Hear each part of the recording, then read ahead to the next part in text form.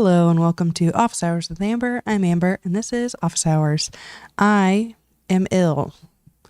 Some would argue the illest.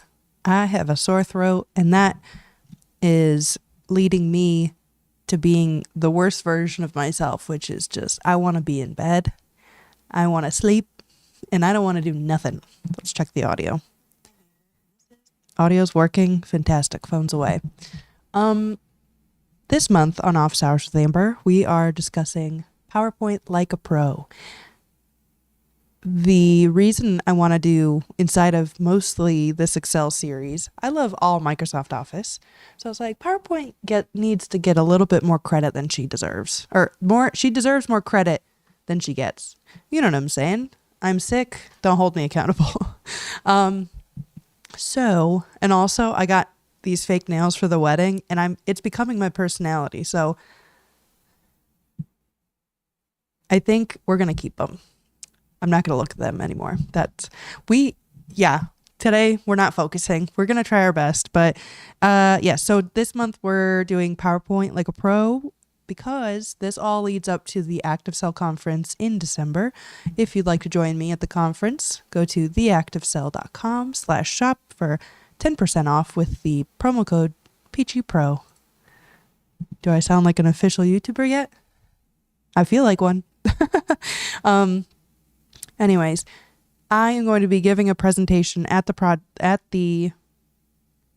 ActiveCell conference, and my presentation will be about creating your learning system. How do you engineer an Excel mindset?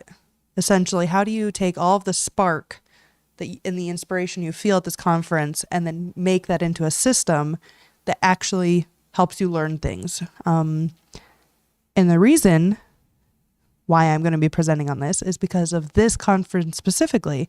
So in 2023, I attended the ActiveCell conference for the first time. I was so dazzled and moved and my world was shaken up completely. I was like, oh my gosh, there's so much more to learn. And I thought throughout the next year, I know the words now. I know what I need to look for. I'll do it eventually. And everyone says I'll do it eventually. And then it gets to the 2024 conference and I'm seeing similar content, but also so much more additional content. And I'm like, holy crap, I learned nothing in 12 months. Like I didn't even whisper a thought of leaning into any of those.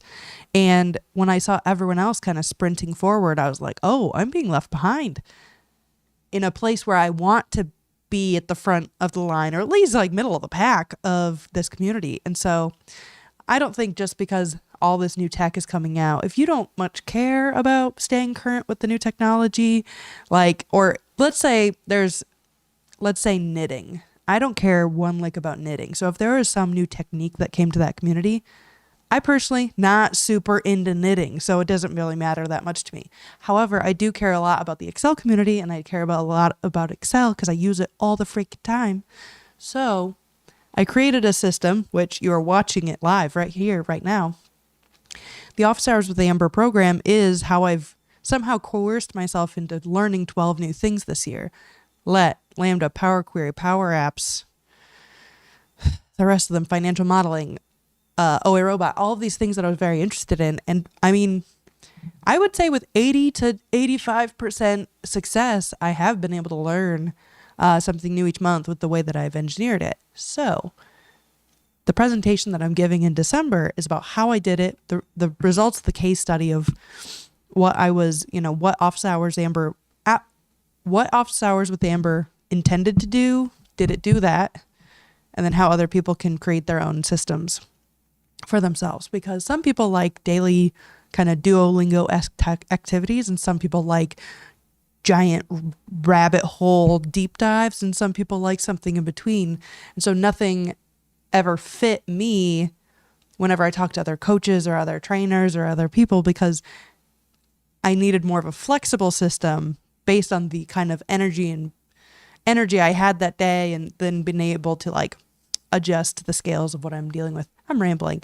And that's actually the problem I've been having with this presentation is I know what I want to say, but I don't know how I want to say it in order.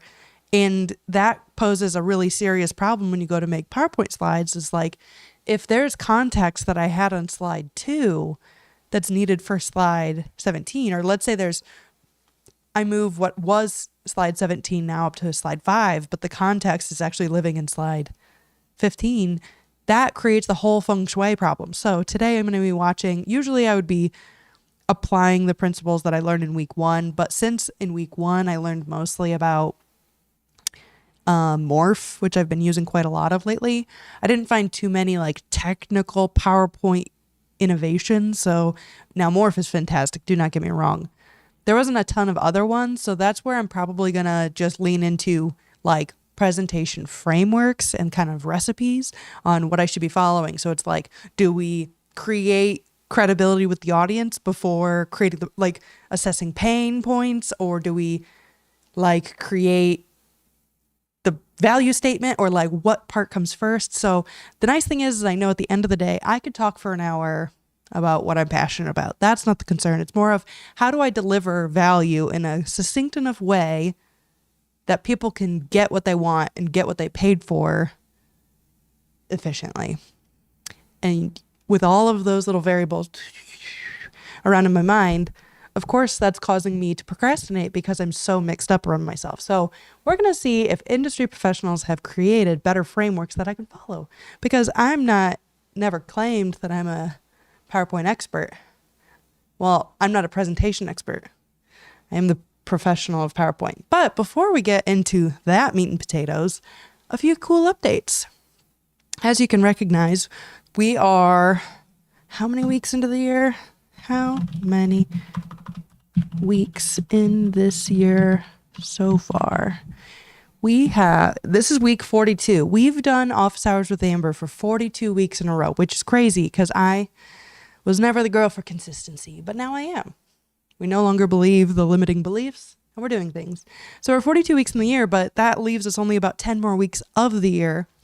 And that means Office Hours with Amber is coming to a close. But it's really the 2025 season of Office Hours with Amber that's coming to a close. But I have good news. I had like a epiphany the other day about what do I want 2026 to look like. I really do like this structure of every Monday I sit down with my computer and I dedicate some time to learn or educate or something. So a common theme that's come up, and if you watch my live stream on Saturday for the Microsoft Excel World Championships, you already got the sneak preview of this, but if you didn't, we're here. So what I found myself saying over many, many, many of the videos that I've made this year is the idea of clicking around and finding out being the most effective way to learn. So, ta-da! In 2026, my weekly series, we're figuring out if this is like a pre-recorded or like a live stream situation. I hate pre-recording. I just can't be bothered to edit. So I'd rather just live authentically and then have people sift through my nonsense and then clip it afterwards. We'll get there. But anyways, click around and find out. Essentially, there's so much that lives inside of these ribbons that is sitting there waiting for us to do something with it. And even I have never clicked all the way through every single button and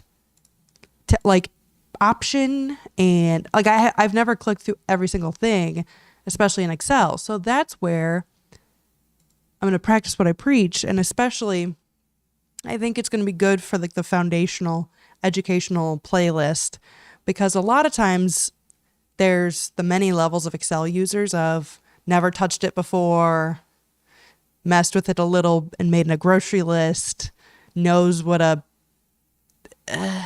equal sum is. There's many, many, many, many levels of it. And even as I would say, mostly professional, high level professional user, nowhere near master, nowhere near even nowhere near. I would say I'm like middle tier of the high tier. You know what I'm saying?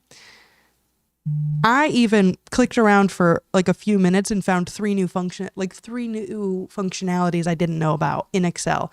So in 2026, we will be transitioning to the click around and find out series. I'm so sick. I'm dying. Okay. I think I'm almost installing So I've given this presentation a few times before, and I've gotten some feedback. And a lot of the feedback comes from kind of because I'm not confident in the structure of what comes when and like where it all puzzle pieces together. A lot of these things are like, oh, don't forget to say this thing. Don't forget to say this thing. Don't forget to mention this. And it's because I believe the framework isn't in the right order yet. And so that's where I'm going to go research frameworks real quick, like presentational frameworks. Like there's like the like STAR framework, and then let's get this open. So like STAR framework, really storytelling framework. So like, for instance, it could be situation, task, action, results. That's a framework for the Oreo framework. Similar, like opinion, reasons, explanation, restating the opinion. All of these are different like presentational or storytelling frameworks, and that's where we're just gonna try a few on. We're in the like PowerPoint fitting room, just trying on a few frameworks to see which one we like. Because my fear is if there's so much climb and like building of like who I am and what I did, people are going to drop off and be like, I don't care who you are. Like, I don't care how you taught your ADHD ass to learn all these things. Like, what's in it for me? So I fear if I do not master the ratio of how to pepper in enough, like explaining enough about how the value of what I'm presenting will benefit them if they just keep listening, but also building my credibility in the room for those that don't know me and what I've been doing. It's like, how do you establish credibility immediately, get buy-in from the audience, explain the why? And I think there's a lot of that has to do with like the ADHD, being a woman, and all of these things is like, do I want to fit into those roles, or do I just want to flip the bird to all those rules and be like, no, I'm here, I'm cool, I'm hilarious, listen to me. So I'm toying between traditional presentation. Like the reason why these traditional presentation frameworks work is because they're tried and true and work for a lot of people. But I also flip the bird to a lot of rules. So that's where I'm like, so we're going to Google. This is all about frameworks today. And then on Wednesday, I'm going to have my girl Faye Board Bar. She's going to listen to my presentation, and then I'll have kind of a pre-recorded interview for next Monday and hopefully some updates. And I know it seems very ominous because I haven't really shown the presentation yet, but it's also kind of a secret, but also not. But anyways, we're going to look into frameworks now. Let's start with ChatGPT. Act as if you're a TEDx speaker.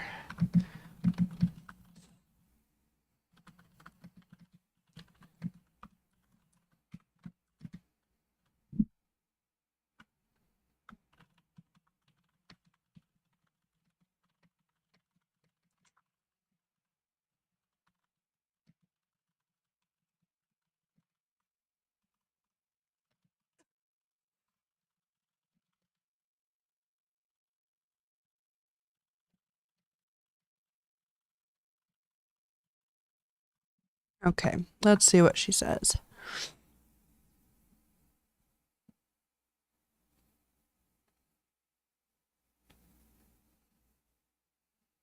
Problem, insight, transformation. Okay. Ladder of abstraction.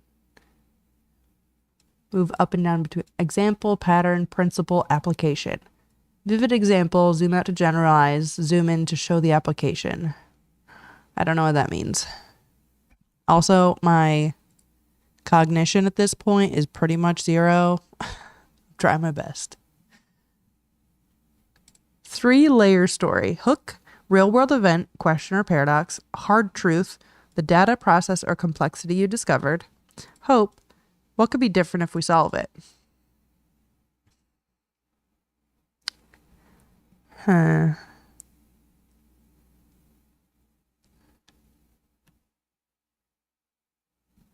I could see this as like, I mean, the hard truth is like, I think there needs to be a pretty stark punch in the face, like vocabularily punch in the face of like 90% of the people in this room are not going to actually learn or actually implement 60% of what you learn at this conference or something. Like, I don't have those numbers, but I feel like they do need a punch in the head. Like, because almost it's exciting when someone says, I bet you won't finish this course. You know, I took a course one time, it was like 80% of you won't even get past level or like chapter 3, which was true. I got to like level chapter 2 and then I was tired and also disinterested, but I also want it to be more inspirational. I don't know. I'm just going to keep reading. Myth, reality, future. Debunk a widely held misconception. Present technical evidence. Show the paradigm. Meh. Before, after bridge. Ooh. So I can see this working because saying what happened before, where I went, and how I got there. I think that is I mean, this is one that I'm very familiar with.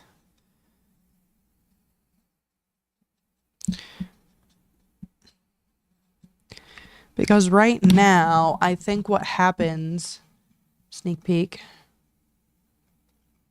I think what happens is I talk about kind of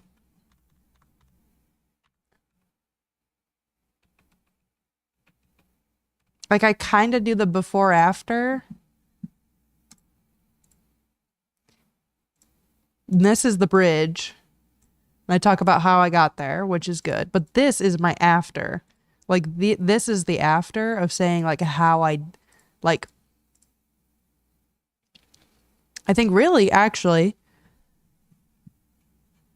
I could remove some of these of like how did I do it and then rope that into because they're basically how it's structured right now. I think if we do slide sorter.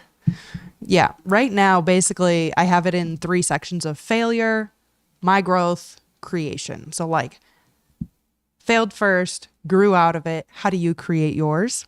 And that's where I'm thinking maybe with like the before after bridge, it's really I show before was I could almost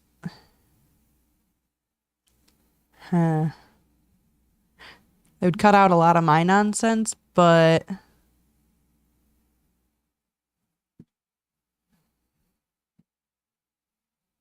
this is where I get back. I'm going to have to look more into like that specifically.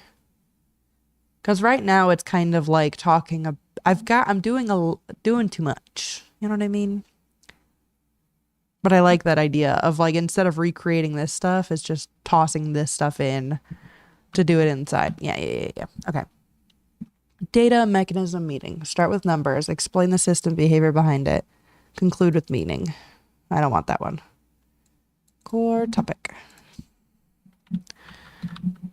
Core topic is transforming your inspiration into a tangible learning system.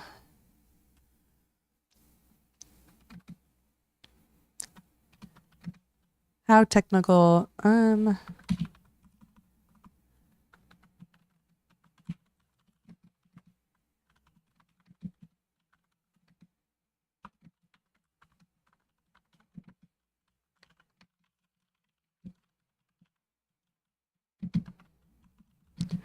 Do you want the tone inspiring, visionary, intellectual, precise? Inspiring, fun, engaging. Single best aha shift you want them to walk away with.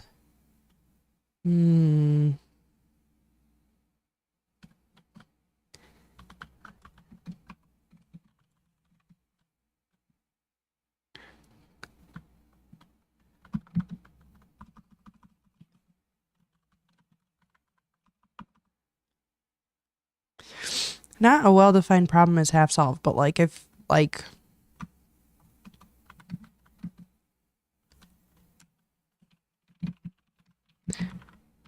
you create a plan that fits inside of your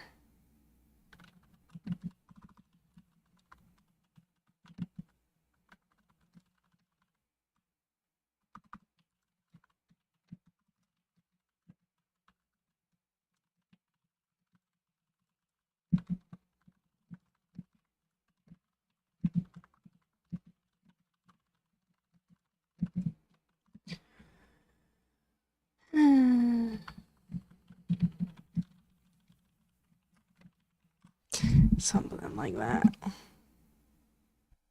That's the other problem with presentations is this is how I've created every presentation I've ever done.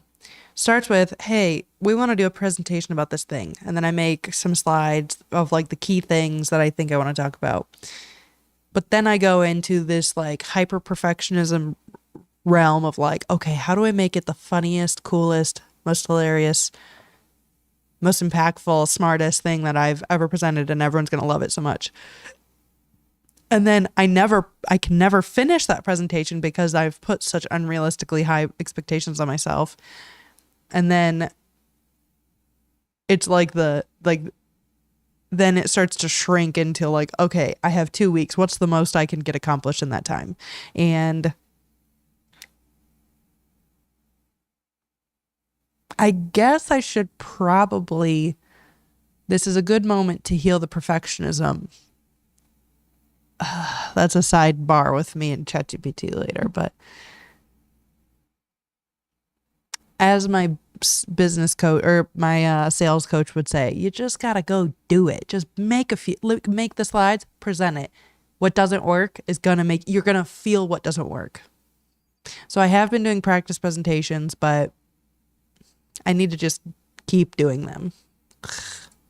Okay. Spark system shift. Spark. Okay. So now they're helping with like us specifically. Spark is the moment of inspiration. System is the method of transforming that spark into repeatable, measurable routine. Show your framework, not your feelings. Shift, the measurable change. 1 hour a week, the compounding curve, the identity shift. Engineers love seeing energy converted efficiently. You're literally modeling energy transformation. Oh my gosh, that's so cute. Thank you so much, ChatGPT. Equation of change. Oh, cute. I love an equation. This is new. I don't know how real it is, but learning impact equals values times enjoyment times consistency divided by overwhelm. I don't think that's a real equation, nor do I like it, but I think there is a way to make an equation. Walk through each variable. How should multiplies friction. How joy multiplies sustainability. Okay, I like the equation idea. And I think with people, process, technology, and routine, each of those 4 factors could be increased or decreased based on some factors. So like if you're around people that like don't believe in you, or like, for instance, my business partner and I are 2 very different people. I don't do well. Like I don't move through shame. I don't like being in, like when people are trying to shame me into doing something like, oh, you really should, blah, blah, blah. Oh, hi, Mom. Thanks for coming in. So this is where I think if I did the equation with the 4 parts, like the people section, I need to be around people I highly respect and want to show them I can do good work, or like want to show them the growth I can achieve. But that's out of a place of growth, not out of a place of shame of, oh, they're going to think I'm stupid if I can't do this. Whereas my coworker, my business partner, Matt, he's like, oh, I know that I move quicker if people shame me. Like, for instance, if his desk is messy, if people are shaming him about it, that's going to be the quickest way to get him to clean it, not like positive reinforcement or whatever. And so that's where I can't really I think opening up the door to the people in the room of like, I know me, and what's disengaging to me is people like doubting me. Oh, quickest way for me to be like, oh, I just don't respect, like, I don't care about you as a person. Like, your opinion means nothing to me. Whereas abundant thinkers and, I'm going on a tangent. Okay. I do like the idea of using equation though, because I am a woman of science. Oh, God, I'm so sick. Okay. I think the nice thing is about talking about an equation is like, I'm at an Excel conference. Everyone knows formulas, Oh, that'll be good. That'll be good. Okay. Myth, mechanism, momentum. If I just had more discipline, I'd be successful. That is a myth. Showing the learning system that removes shame and builds flow. Demonstrate the compounding effect. One single behavior visualized as an exponential return curve. Feels like market analysis of self-improvement. Cute. I think that one might work. More of like the myth of like, oh, if I just had more time. And it's like, oh, you know what I could do? Okay, myth. If I just had more time. And then have everyone in the room pull out their phones and look at their screen time.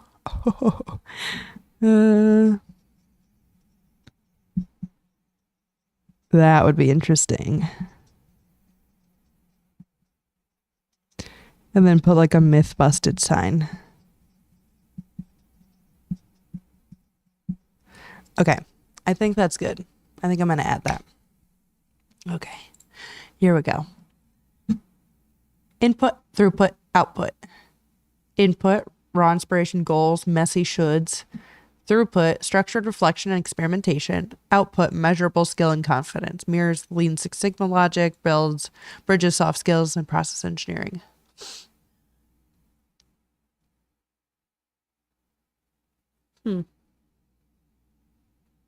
A bit sterile.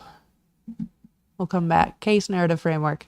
Individual confronting should. The engineering of a better plan. Loop 2-3 times. What's your hour a week system?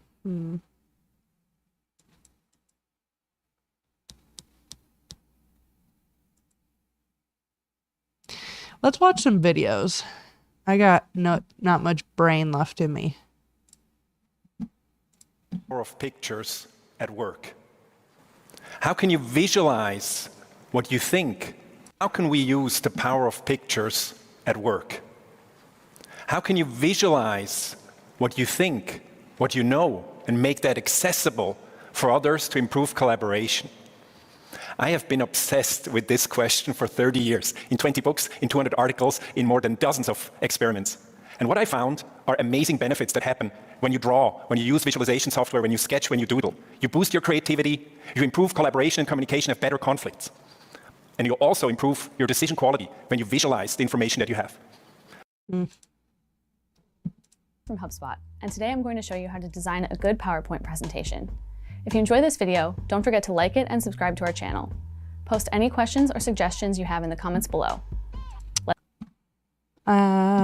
Not this one. Because this one talks about like outline your content. And that's the thing is I have outlined a few times, and that's where I'm like at this part. Format your content for maximum. Okay, here we go. Content for maximum impact.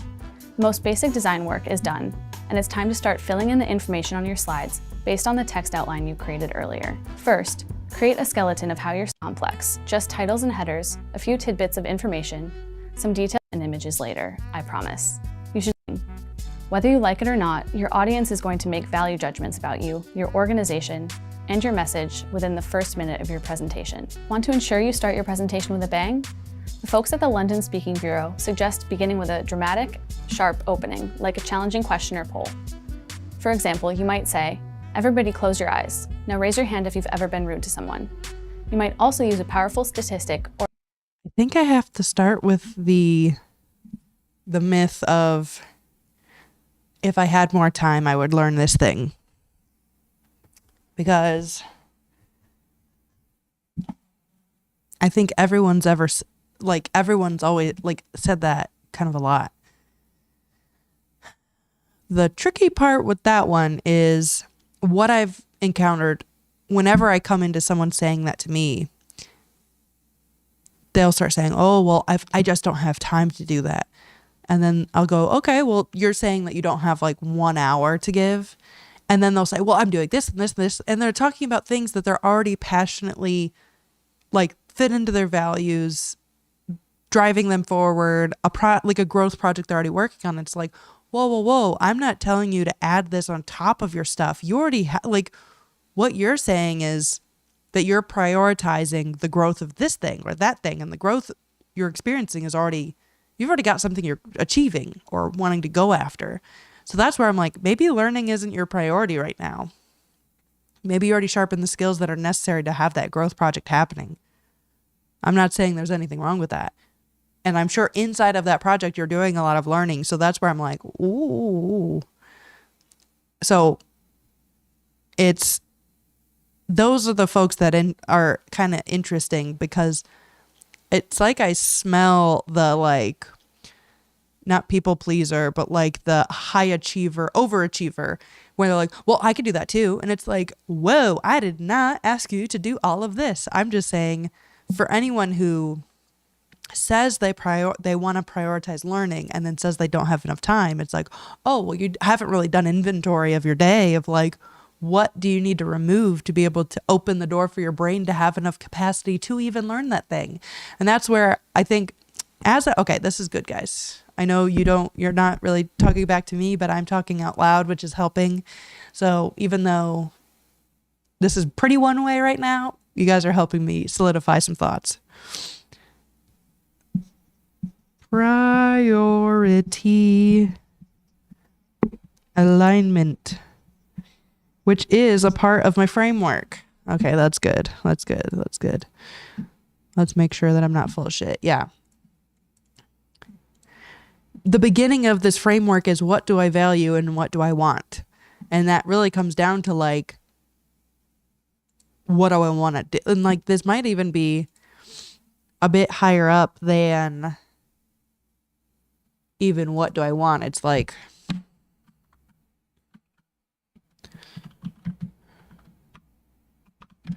to prioritize. Because this really like doesn't have to be about just learning. It could be about anything. Yeah. My brain's going to get to the point here shortly. Yeah. The priorities alignment. My brain. Mom, thank you so much. Or a personal story that your specific audience can relate to. However you choose to begin, be sure it engages your audience immediately. Okay, I think we're done. Let's go back to our girl, Layla. And you want to make a presentation that really impresses everyone. Or you just want to present your Curtain is so funny. team in a fancier way than just doing this. What if you present your team like this instead? That's very funny. Okay, I think we're good. Okay, TEDx presentation frameworks.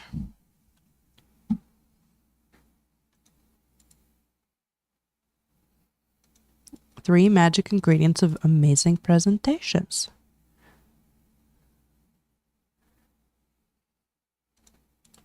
I just need to watch so many TEDx talks, I think.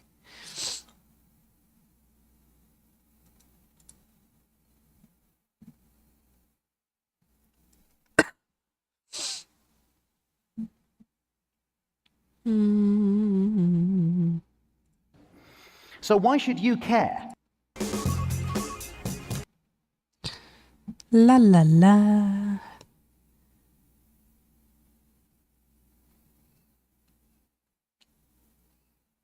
Even though, okay, while this ad plays, even though I know that like the Active Cell Conference is not TEDx, if I'm not saying that I'm trying to be like a TED talker eventually, but like, here's an opportunity with a bunch of people to watch me, like listen to me. Why not give it full balls effort? You know what I mean? God, my throat hurts so bad. It's like, if I want to manifest more speaking interactions, because I find I do secretly live off of the feedback I get. Ricola, lemon honey. Ooh. I do secretly get like a little bit of a high off of getting positive feedback after a presentation of someone telling me I'm funny, because I think there's a lot of my younger history that like thought I wasn't funny. And I still don't think I'm like very funny. I think I'm entertaining. I don't think I'm naturally like humorous. Regardless, I've been told otherwise many times. But anyways, I do get a little bit of a contact high off of people telling me that I present well, or that they like listening to me talk. And so if I want to manifest more speaking opportunities, then me putting my full effort into this one, I think can only warrant compounding learning interest and like practical interest, like compounding, like learning by doing. So if I just like put a lot of effort into this, I think the next ones will be even easier. I don't know. You know what I'm saying? God, I'm so thick. Let's watch. Are here because they've succeeded.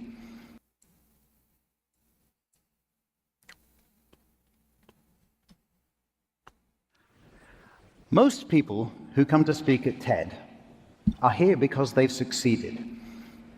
I'm here because I haven't. I did pull this bit. I pulled this bit directly from this guy. These people are here because they're really good at something, and I'm here because I'm really bad at things. That directly came from Phil Wacknell. Phil Wacknell. I'll put him in the chat. For the last 10 years, I have been helping conference speakers, business leaders, entrepreneurs to prepare and deliver powerful presentations. And in those same 10 years, TED has shown that presentations can and should be both enjoyable and effective. But 10 years on, despite TED and despite my best efforts at schools, at conferences, at companies, most presentations still do this to their audiences. So, have I failed? No, I just haven't succeeded yet. And to succeed in making all presentations resonate with their audience, I need your help. That's why I'm here. So I'd like to share with you the 3 magic ingredients of powerful presentations. Okay, let's just pause there for a moment. Now, I've told you what I'm going to say. The question you should be asking is, so what? What's in it for me? Why should I care? And that is a really important question, because the first magic ingredient is, in fact, the audience. The audience is the magic ingredient in every presentation. This is not my talk, it's yours. Every presentation should be made to measure for a specific audience in a specific context. So why should you care about the magic ingredients of great presentations? Well, it's very important, right? It's really important to understand that we all have to listen to presentations. Wouldn't it be great if they weren't all so boring? But we don't just listen to presentations, we also have to give presentations, right? How many of you ever have to give presentations? I think if we're honest, we all do. Sooner or later, at school, at work, and also in interviews, we all have to present with or without slides. And it's how well we present that will make a huge difference to how well we succeed. That's why you should care. So that's the first magic ingredient, the audience. Always make it special for them. The second magic ingredient is the speaker. Now,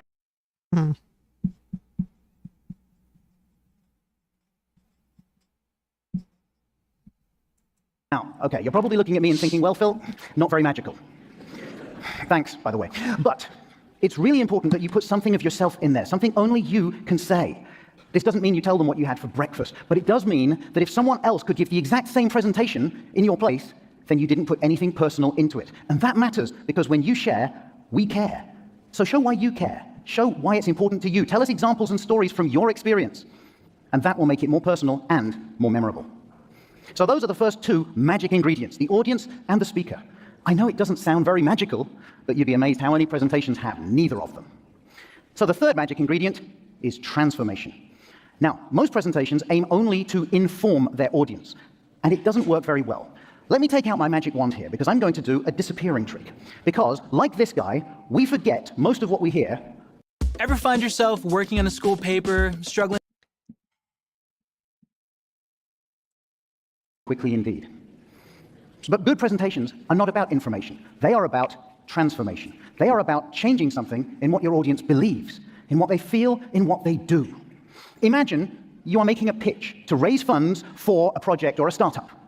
After your pitch, the audience knows everything they need to know, but they don't fund you. Did you succeed? No. Now imagine that after your pitch, your audience does give you the funds because they feel confident and trusting, and they believe that your project will be successful and it's a good investment. All of that is not information, it's transformation. So it's easy for me to say, don't inform, transform, but how? Well, every magician needs a magic wand, and here is yours. It's called the Audience Transformation Roadmap. This is a really simple but amazingly powerful technique to understand what your transformational objectives are and then to brainstorm what you can say, show, and do to transform your audience. So here's how it works. To understand how to take your audience on a transformational journey, you first need to work out where they are starting from. So we ask ourselves 4 simple questions. What does my audience know before my presentation? What do they know about the subject? What do they believe? What do they feel? Now, the difference between believing and feeling is something that you think, feeling is an emotion. So, for example, I believe it's time for dinner. I feel hungry. See the difference? Right. So, what do they know? What do they believe? What do they feel? And lastly, what do they do? Now, this could be nothing. Maybe they do nothing relevant. Or maybe they do something that you need to change. So once you've worked out where they are before, you can then take them to where you want them to go afterwards. And we ask the same 4 questions, but in the reverse order. So now we know what they do before. What do we want them to do after the presentation?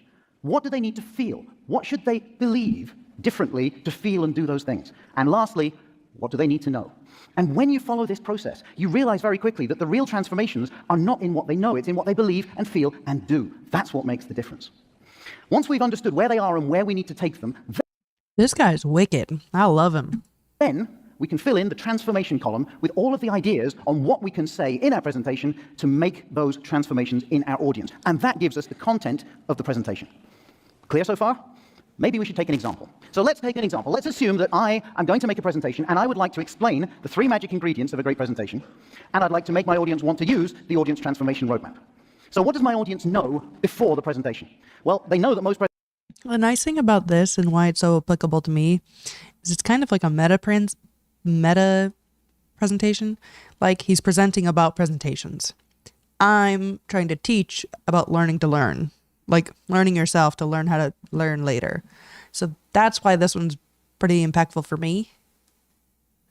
We'll keep watching. presentations aren't exactly successful, and they know TED is the exception that proves that rule. What do they believe? Probably like most people, they believe that presentations are for sharing information. It might be wrong, but that doesn't stop them believing it. What do they feel about presentations? Probably bored, but also resigned to a really ineffective way of presenting because that's just what everyone does. And lastly, what do they do? Well, when it's there to do those things. I'm going to take a screenshot of this and I'm going to fill it out, and it's going to be so good.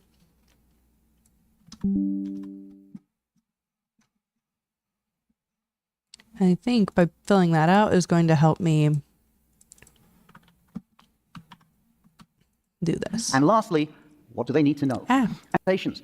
Probably bored, but also resigned to a really ineffective way of presenting because that's just what everyone does. And lastly, what do they do? Well, when it's their turn to present, they generally will pack things full of information and they won't personalize it to their audiences.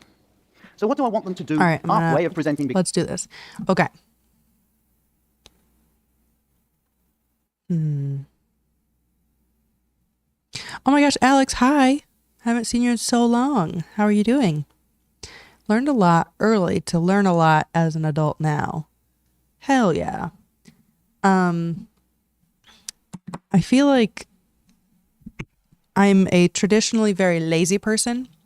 And so that's why in like the scope of industrial engineering, it's always about questioning the way things are done and like trying to like improve things. And like, I'm just a traditionally lazy person. So like, if there's a way to do something better, faster, cheaper, safer, whatever, I'm going to find it. And that takes a lot of learning. And I think I also just naturally with the ADHD have been naturally curious.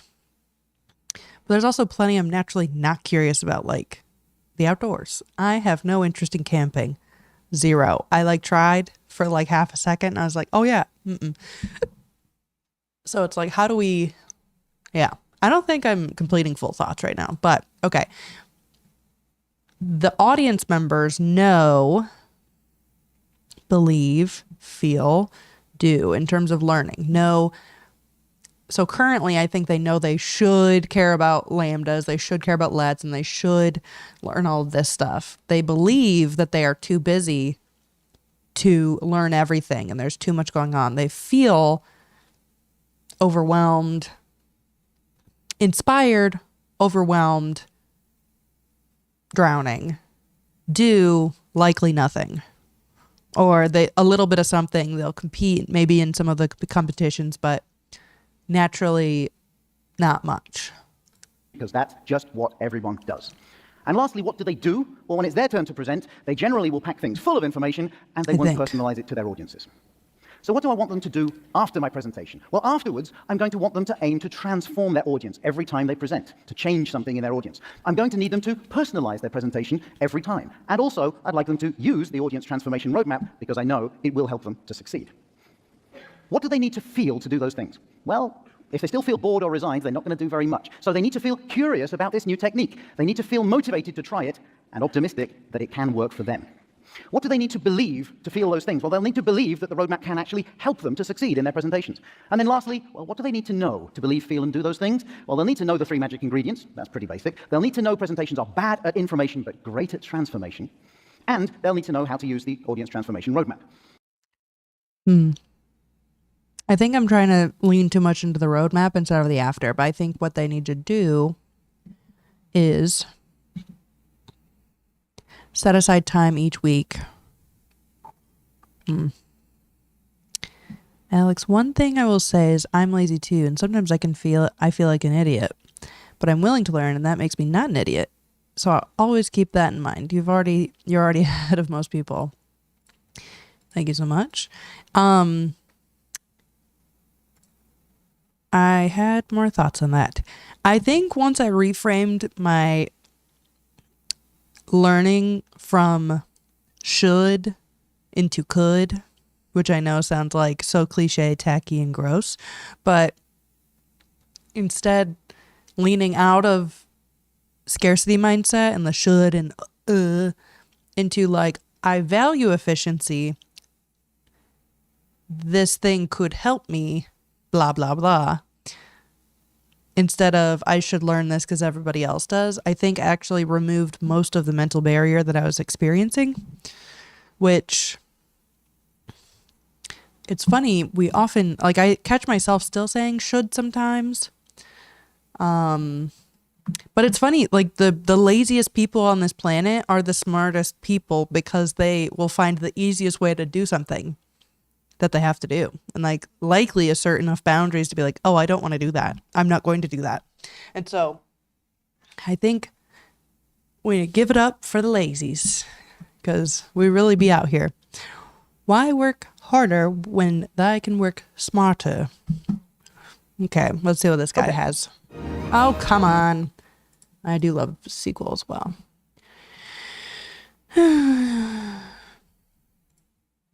Oop. Where they were and where I'm going to want to take them. What can I do now? I fill in the transformation column. So what can I say or show or do to make those transformations? Now, usually, I'm using a flip chart and I'm using some sticky notes here.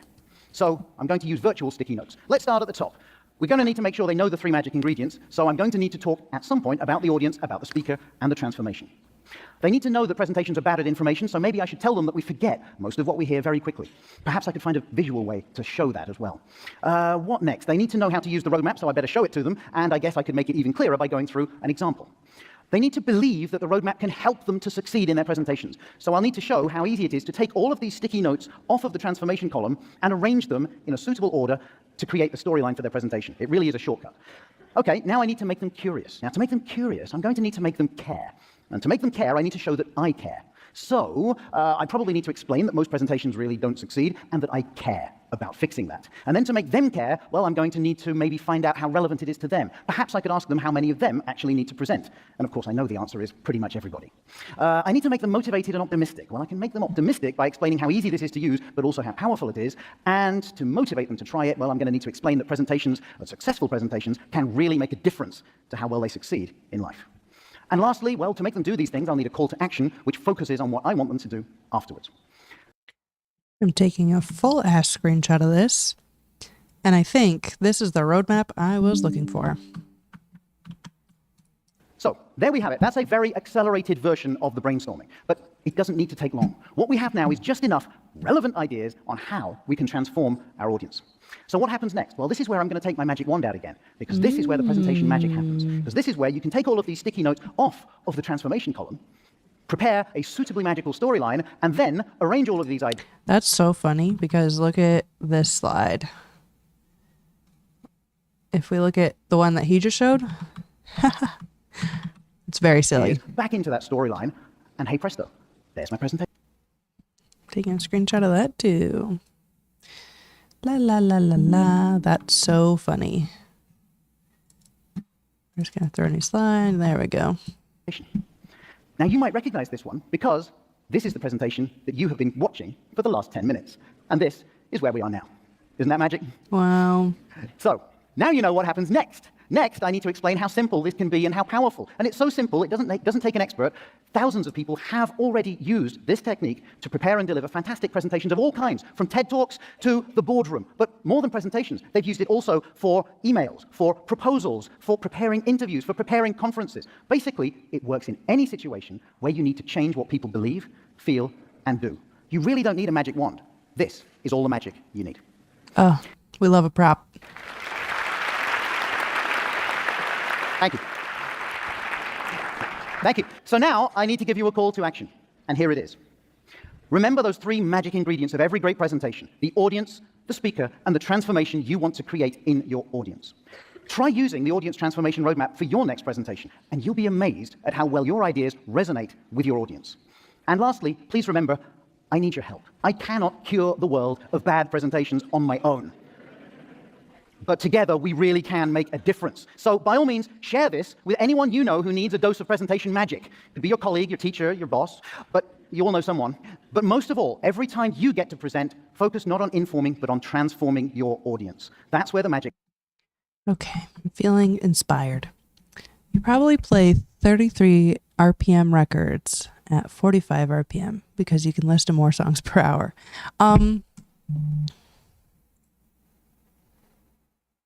You're probably not wrong.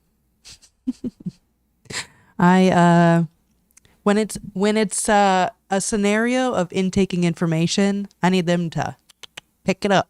But if it's a matter of leisure, let it ride, you know? And audiobooks also, there's sometimes that my brain just cannot keep up with what they're saying, and then I even lose track of an audiobook, so sometimes I'll speed it up, but then sometimes I have to slow it way down because cognition, slow right now. Anyways, okay, so I have a very clear roadmap of how I'm going to transform this. And so the nice thing about this is talking about audience, speaker. So I think I have a lot of these ingredients to the recipe. And I think now I am able to rework the structure of how things are coming together, because we talk about me and my nonsense, getting to know, continuous improvement and all that. We talk about the audience and the kind of 3 buckets of the audience that we're seeing. So the people that are just attending, the people who have already attended and are coming back and realizing they haven't learned anything, and then the third-time attendees that think they know everything, but then end up looking at their laptops, answering emails, and just going to the bar afterwards. So I kind of bucket the audience, and then so I could talk to them directly. And I think there's a lot of, the nice thing is I can connect to them directly because I was them. I went in 2023, life happened, came in 2024, and was so upset with myself that I didn't accomplish everything. because your girl was burnt out. So I'm able to connect with them specifically and then kind of getting into like the feelings. But I think that if I restructure in this way, or at least fill this out, I think that's going to make it infinitely easier for me to solidify my brain. I think. Okay, let's watch a little bit more. We've got 5 minutes. We're just going to zip through and see what we can do. But I love this guy. So we're going to save him into, whoops. Not what I meant to do. Let's see. This is an all-time favorite. Let's do that.